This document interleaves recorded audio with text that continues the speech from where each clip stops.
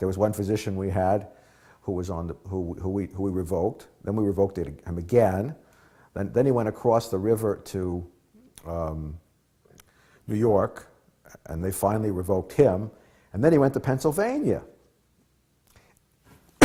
And Pennsylvania gave him a 6-month state suspension, and he's practicing in Pennsylvania, even though he's been revoked in New York and revoked in New Jersey. Because he's very litigious. And he obviously found the right mix and was able to convince the Pennsylvania board that he's capable of practicing, for whatever reason.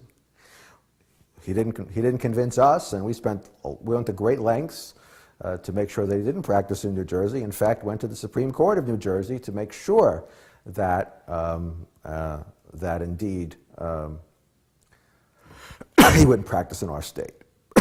And then he just went across the river, and New York finally caught up with him. And then he went to Pennsylvania, and he has 2 offices in Pennsylvania right now, and he's practicing as we speak. He's the one that some people think killed Paul Kenny.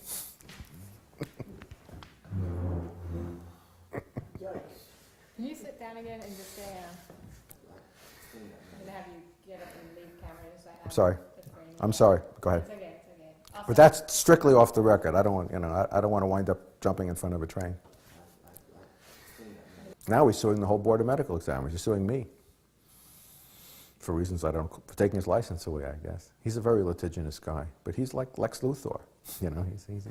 He's an arch criminal, and he's a sociopath. But when you look at him, he's a very unpretentious, bald-looking guy. He's just, you think he would look like this horrible monster, but again, sociopaths are, they're con men. Con means confidence. It's their job to instill their confidence. And not only that, when we revoked his license, patients were lined up around the block in order to say what a great doctor he was and how he helped them. What do they know? Nothing.